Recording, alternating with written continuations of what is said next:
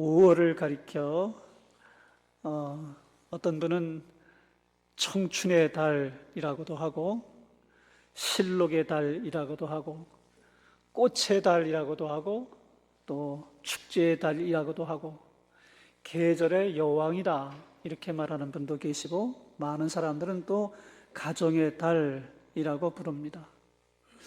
아마 우리가 제일 많이 익숙하게 듣는 말이 가정의 달, 가정의 달 그랬던 것 같습니다. 거리마다 행복한 가정, 화목한 우리 집, 그런 문구들이 더러 종종 뉴스에서나 여러 매체를 통해서 우리가 접하고 있습니다.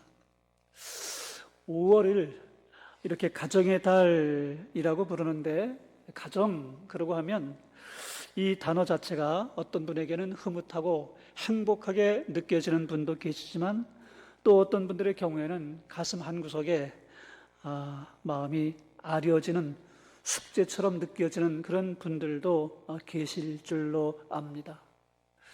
오늘 고린도전서 7장 말씀을 보면 우리가 각자가 처한 형편이 어떠하든지 그 삶 가운데에서 우리 한 사람 한 사람을 얼마나 우리를 존귀하게 부르셨는가 하는 것을 밝혀주고 있습니다. 그래서 설교의 제목을 부르심을 받은 그대로라고 정했습니다. 함께 따라해 보겠습니다. 부르심을 받은 그대로,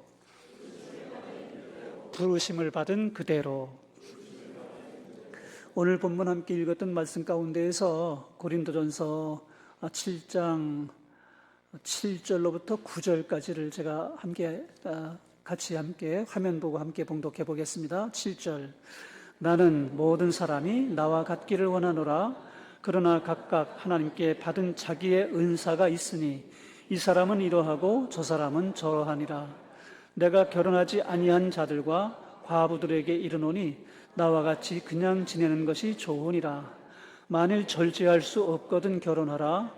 정욕이 불같이 타는 것보다 결혼하는 것이 나으니라. 아멘. 오늘 본문 7절에서 사도 바울은 매우 파격적 선언을 합니다. 자신이 혼자 사는 것처럼 혼자 사는 게 좋다 이렇게 말하고 있어요. 모든 사람이 나와 같기를 원한다. 그런데 각각 하나님께 받은 자기의 은사가 따로 있어서 이 사람은 이러하고 저 사람은 저러하다 이렇게 말했습니다. 여기서 이 은사라는 표현 우리가 주목해 봐야 돼요. 보통 은사라고 하면 방언의 은사, 병 고치는 신유의 은사, 가르치는 은사, 이런 걸 은사라고 생각했는데, 사도 바울은 결혼해서 사는 것도 은사고 사도 바울처럼 혼자 독신으로 사는 것도 은사다, 지금 이렇게 말씀하고 있는 겁니다. 종교개혁자 마틴 루터는 당시 중세 시대가 신부나 수녀들처럼 혼자 사는 것만이 거룩한 것이고 결혼해서 아이 낳고 사는 건 속된 일이라고 여겼던 시대에 살았습니다. 그러다가 루터가 종교개혁 이후에 카타리나라는 수녀와 결혼을 했어요. 그리고 난 다음에 이렇게 말했어요. 하나님은 아이의 기저귀를 갈아주는 아버지의 모습을 바라보며 미소를 짓고 계신다, 이런 말을 했어요. 결혼 생활이라는 게 이게 쉽지 않은 것인데, 불편하고 어려운 일이지만 그걸 감당하는, 사랑으로 아이들 돌보는 그 모습을 보시고 하나님께서 미소를 지으신다. 그래서 사도 바울이 말한 것처럼 결혼해서 사는 것도 은사고, 혹은 사도 바울처럼 혼자 독신으로 사는 것도 은사다, 이렇게 말씀한 것입니다. 사실 함께 부부로 사는 가정생활 이루다 보면 배우자와의 갈등도 생겨지게 되고, 또 자녀 교육 때문에 가끔 속이 상하게 되는 그런 경우도 있게 되죠. 우리 가정에서는 한 번도 그런 일이 없는데요, 혹 그런 분들 계실까요? 그런 분들도 더러 있을 수는 있겠으나 대부분의 가정들은 다 다투기도 하고 속을 썩이는 자녀들 때문에 근심하게 되기도 하고, 때로는 아이들한테 화를 내야 되는 그런 일도 있게 되는 게 대부분의 가정들인 것 같습니다. 그럼에도 불구하고 가정을 이루어 나아가는 것은 하나님께서 우리에게 주신 은사라는 걸 꼭 잊지 않아야 돼요. 사막의 성자라는 이름으로 불리는 찰스 드 푸코라고 하는 수도사가 있었습니다. 이 사람은 홀로 있는 시간에 관해서 이렇게 말했어요. 고독은 결핍이 아니라 하나님으로만 채워지는 충만함이다. 그래서 이 혼자 사는 사람들, 간혹 사별을 했든지 혹은 이혼을 했든지 여러 가지 형편과 사정 때문에 혼자 된 사람들을 향하여 그 혼자 있음이 오히려 결핍이 아니라 하나님으로 충만하게 채워지는, 하나님으로 충만하게 공급받는 시간이라는 것입니다. 세상 사람들은 결핍된 상태로 볼지 모르지만 하나님은 그런 분들을 향하여 하나님께만 집중할 수 있는 특수한 은사를 부어주신 기회를 그들에게 주었다라고 말씀하고 있는 것입니다. 그러니까 내가 혼자 됐다고, 또 혹은 어려운 일 겪어서 혹 이혼했거나 사별했거나 그런 상황 가운데 있다 할지라도 그 시간으로 인해서 내가 남과 다르지 않다는 거, 하나님께서 내게 은사로 이 귀한 시간을 주셨다는 거 우리가 마음에 꼭 새기고 하나님 앞에 오히려 그 시간을 선용하는 우리 모두가 되어야 할 것입니다. 본문 갑니다. 다시 고린도전서 7장 10절로 15절을 함께 봉독해 보겠습니다. 7장 10절. 결혼한 자들에게 내가 명하노니 명하는 자는 내가 아니여 주시라. 여자는 남편에게서 갈라서지 말고 만일 갈라섰으면 그대로 지내든지 다시 그 남편과 화합하든지 하라. 남편도 아내를 버리지 말라. 그 나머지 사람들에게 내가 말하노니 이는 주의 명령이 아니라 만일 아내가 남편과 함께 살기를 좋아하거든 그를 버리지 말며 어떤 여자에게 믿지 아니하는 남편이 있어 아내와 함께 살기를 좋아하거든 그 남편을 버리지 말라. 믿지 아니하는 남편이 아내로 말미암아 거룩하게 되고 믿지 아니하는 아내가 남편으로 말미암아 거룩하게 되나니 그렇지 아니하면 너희 자녀도 깨끗하지 못하니라. 그러나 이제 거룩하니라. 혹 믿지 아니하는 자가 갈리거든 갈리게 하라. 형제나 자매나 이런 일에 구애될 것이 없느니라. 그러나 하나님은 화평 중에서 너희를 부르셨느니라. 아멘. 15절 하반절 화면에 있는데 그 말씀 가운데 보면 하나님은 화평 중에서 너희를 부르셨느니라 라는 구절이 있습니다. 하나님은 화평 중에서 너희를 부르셨다. 이 말은 영어 성경에 하나님은 우리를 평강, 피스 가운데 이르게 하시려고 우리를 부르셨다 이렇게 되어 있습니다. 아브라함 링컨 대통령의 아내 메리 토드 여사가 성격이 매우 불같았었나 봐요. 이 아브라함 링컨 대통령이 우리는 다 존경하는 훌륭한 대통령인데 이 부인은 남편이 마음에 들지 않았던 모양입니다. 그래서 부부싸움을 하면 그냥 접시 집어 던지고 남편을 두들겨 패고 아주 불같았어요. 그래서 이 링컨 대통령이 가끔 집에서 쫓겨나서 집무실에서 잠을 자는 그런 일들이 간혹 있었다고 그래요. 그랬더니 주변 참모들이 말하기를 어떻게 그런 영부인과 사느냐고 차라리 헤어지라고 이렇게 조언할 정도로 그렇게 힘든 그런 아내를 두었더랍니다. 그런데 그때 링컨이 대답하기를 내 아내는 나의 모난 성격을 깎아주는 하나님의 연장이라네 이렇게 대답했대요. 참 대단하죠. 나의 모난 부분을 깎아주는 연장으로 하나님께서 그 엄청 폭력적인 아내를 하나님께서 자기에게 주었다 이렇게 말한 거예요. 우리 부부가 함께 앉아있는 분들 함께 서로 마주보고 여보 당신은 나를 거룩하게 빚어가는 하나님의 손길이야 이렇게 함께 한번 말해볼 수 있기를 바라요.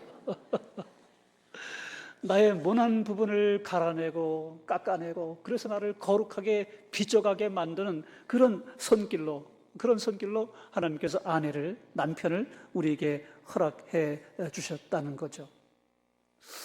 우리가 함께 부부로 살아가게 될 때 남편과 아내가 서로 맞지 않는 그런 상황이 있을 때가 많잖아요. 의사가 다르고 생각이 다르고 방법이 다르고 그래서 맞는 게 하나도 없다고 당신은 나의 로또야 이런다면서요. 요즘 남편들을 향해서 전혀 맞는 게 없다는 거죠. 어떤 할아버지는 텔레비전까지도 나왔지만 왼수 덩어리라고 그러더라고요. 할머니 보고 당신이 나를 부를 때 뭐라고 불러? 정답은 여보인데 여보라고 안 부르고 왼수 덩어리. 그래가지고 그게 엄청 전국적으로 퍼져나가는 큰 유행어가 됐잖아요.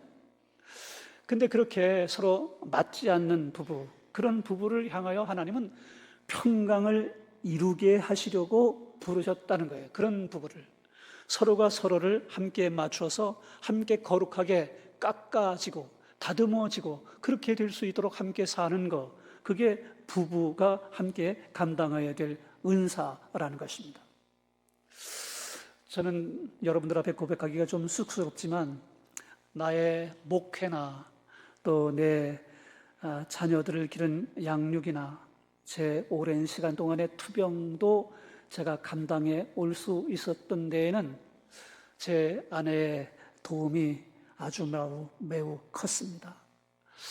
아마도 제 아내가 저를 정말 성심을 다해 돌보고 저를 간호해 주지 않았다면 아마 제가 병을 이겨내기 쉽지 않았을 것이고 또 아산 천옥교회를 목회하면서 이만큼 교회를 이루어오는 과정 가운데 힘들고 어려운 일을 감내하지 못했을 게 자명하다 생각이 됩니다. 그러나 한편으로 제 아내가 저를 늘 편안하게만 한 것은 아니에요. 잘 하려고 한 일인데 잘 알지 못해서 나를 괴롭게 한 일들도 간혹 있었습니다. 한 예로 제가 암투병할 때 남편 병을 고치겠다고 아침, 점심, 저녁 꼬박꼬박 먹이고 그것도 검은 콩 섞어서 녹즙에 홍삼에 황성주 생식에 거기다 일본 대학 교수가 고안해낸 무청, 표고, 우엉, 스프까지 시간표 단위 만들어가지고 이걸 먹어야 된다고 제 앞에 내미는 바람에 제가 배 터져 죽을 뻔했어요. 아주 힘든 시간. 안 먹는다고 그러면 화내고 목자니 고역이고 엄청 힘들었습니다. 특별히 어제도 그런 얘기 했던 것 같은데 이 무청 스프가 암 환자들에게 좋다고 그래가지고 무청 거기다가 표고버섯 우엉 뭐 몇 가지를 달여가지고 스프를 만들어서 매 시간 먹으면 암세포를 그게 잡아낸다고 그래가지고 그걸 아주 오랜 동안 장복했는데 이게 2월달 3월달 될 때는 이게 무청을 구할래야 구할 수가 없잖아요. 그러니까는 가을에 사들였던 무청을 김치 냉장고에 보관했다가 그게 떨어졌는데 우리 집사람이 큰일 났다 싶어가지고 무청을 구하다가 못 구해가지고 무청으로 말려 시래기를 만들어서 바삭바삭한 거를 그걸 가져다가 그걸 달였어요. 무청하고 성분은 똑같지 않겠나 이렇게 생각했던 거죠. 근데 그 맛이 아주 고약합니다. 코를 쥐고도 먹을 수가 없고 삼킬 수가 없어요. 근데 이 암 환자들의 경우는 후각이 굉장히 예민해지거든요. 아주 그냥 작은 냄새만 내도 속이 뒤집어지고 막 구토하는 그런 상황인데 냄새에 고약하죠. 먹을 수 도저히 없는 그런 걸 갖다 먹으라고 뒤대고 먹으라고 저는 안 먹겠다고 그러니까 하도 안 먹겠다고 그러니까 우리 집사람이 자기가 한번 먹어봤어요. 그때만 본인 스스로 먹어봐도 도저히 먹을 수 없다. 이건 안 된다. 이렇게 본인이 판단을 했나 봐요. 그래서 미안하다고 저한테 미안하다. 참 힘든 시간 제가 보냈던 경험이 있습니다. 우리 회중 앞에 좀 무안하지만 제 아내 손정옥 사모님 제가 사모님이라고 그러니까 그러네. 우리 손정옥 우리 여보 당신을 정말 내가 사랑하고 나를 거룩하게 빚어낸 하나님의 손길이라는 걸 인정합니다.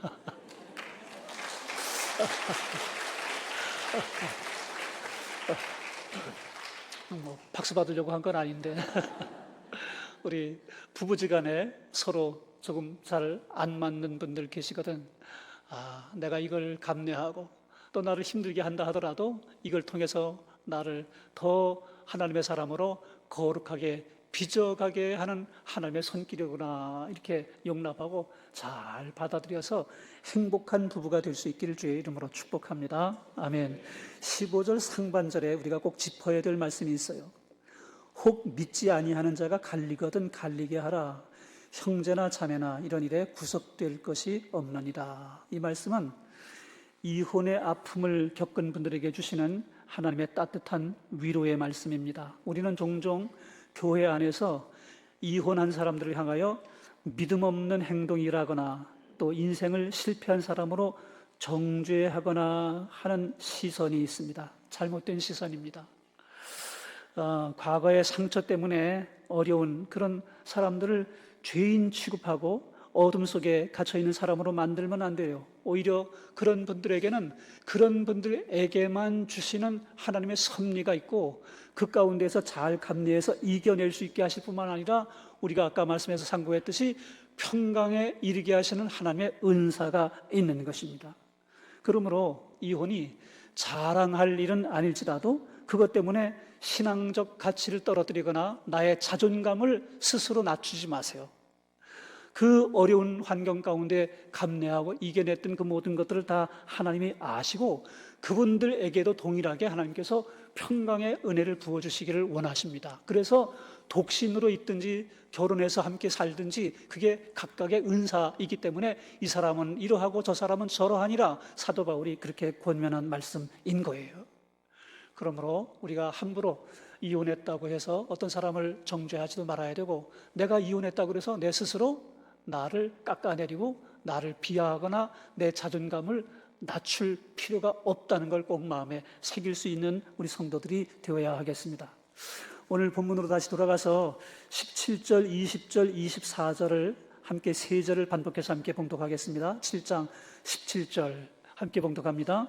오직 주께서 각 사람에게 나눠주신 대로 하나님이 각 사람을 부르신 그대로 행하라. 내가 모든 교회에서 이와 같이 명하노라. 20절 각 사람은 부르심을 받은 그 부르심 그대로 지내라. 24절 형제들아 너희는 각각 부르심을 받은 그대로 하나님과 함께 거하라. 아멘. 세 요절 가운데 똑같은 반복된 구절이 나오지요. 부르심을 받은 그대로, 부르심을 받은 그대로, 부르심을 받은 그대로 지내라. 부르심을 받은 그대로 하나님과 함께 거하라. 반복해서 나오고 있는 것을 볼 수가 있습니다. 최근 통계를 보면 1인 가구가 전체의 35%를 넘었다고 그래요. 혼자 사는 독신 가구가 35%나 된다는 거예요. 이제는 가정 그러면 엄마 아빠가 있고 아들 하나 딸 하나 있고 4명이 모여 사는 그걸 정상적인 가정이라고 하는 그런 고정관념을 우리가 예전에 갖고 있었는데 그게 깨진 시대가 된 거예요. 하나님은 우리에게 어떤 형태, 고정된 형태로 갖춰야 가정이라고 하지 않아요. 혼자가 됐든지 둘이 됐든지 셋이 됐든지 또 오늘 우리 유아 세례 받은 가정처럼 엄마 아빠에다가 애들 3이 돼서 5이 되고 거기다 우리 조인희 집사님 지난번에 보니까 친정어머니 모시고 있더라고요. 6분이 한 가정을 이루고 있는데 얼마나 보기 좋은지. 이게 예전에 생각했던 그런 고정관념과 이 지금 시대의 이 가정이라고 하는 개념이 아주 많이 변화가 됐다는 걸 알 수 있습니다. 내가 결혼했으니까 훌륭하다, 너는 이혼했으니까 부족하다, 하나님 이렇게 말씀하지 않으세요. 하나님은 우리의 삶의 형편에 부르심을 받은 그 자리, 우리의 삶의 자리 그 안에서 하나님과 동행하기를 원하시는 게 하나님의 뜻입니다. 우리의 삶의 자리가 어떠하든지 하나님과 더불어 함께 있는가, 이게 훨씬 더 중요한 얘기라는 걸 기억해야 돼요. 마더 테레사 수녀님은 이런 말을 남겼어요. 하나님은 우리에게 인생에 성공하라고 부르신 게 아니라 삶에 충실하라고 부르셨다라고 말했어요.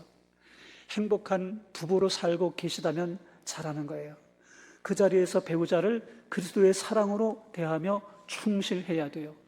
만약 혼자 되신 분이 계시면, 외로운 길을 걷고 있다면 그 고독의 자리에서 주님의 손을 잡고 그 인생을 충실하게 살아낼 수 있어야 돼요. 그게 우리 하나님이 원하시는 뜻이에요.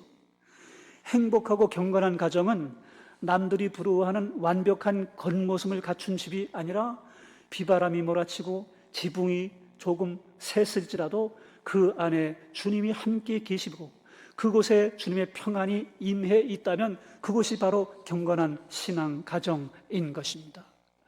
여러분, 우리가 부부로 함께 살든 혹은 독신으로 나 혼자 살든 각 개인에게 주신 은사라는 걸 꼭 마음에 새기시길 바라고, 특별히 온 가족들과 더불어 함께 화평을 이루라, 평강을 이루라 하신 이 말씀을 꼭 마음에 새길 수 있게 되기를 바랍니다. 그렇게 믿음으로 살게 되는 걸 우리 하나님이 원하신다는 걸 사도 바울을 통해서 고린도전서 7장을 통해 우리에게 말씀해 주고 계신 것이에요. 제가 지난주도 그랬고 이번 주도 그랬고 내가 고린도전서를 왜 주일마다 강의하기로 이걸 이렇게 결정했을까 후회했어요. 설교하기가 너무 어렵더라고요. 그렇지만 그럼에도 불구하고 이 말씀이 그 누군가에게는 꼭 하나님께서 저의 설교를 통해서 그분을 세울 수 있기를 위해서 이 말씀을 기도하는 중에 이걸 설교해야 되겠다, 이렇게 마음에 감동을 주신 줄로 믿습니다. 오늘 말씀도 참 설교 준비하기엔 어려운 본문이었는데 우리 모든 성도들에게 은혜가 되시기를 바라고, 어느 한 부분이라도 거침이 되거나 걸림이 되는 일이 없기를 주의 이름으로 간곡히 부탁드립니다. 아멘.